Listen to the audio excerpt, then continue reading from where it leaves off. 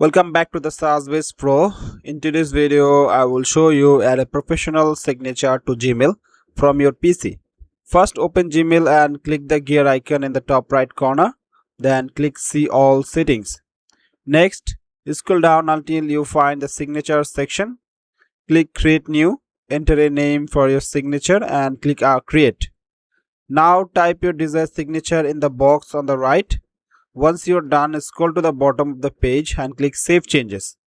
That's it. Now when you click Compose to write a new email, you might not see the signature right away. Simply click the Insert Signature pen icon at the bottom of the Compose window and select the signature you created. As you can see, your signature has now been added to the email. From now on, whatever you write on, add on, send the email, the signature will be included automatically. That's how easy it is to set up a Gmail signature on your PC. If you found this video helpful, don't forget to leave a like and subscribe to the channel.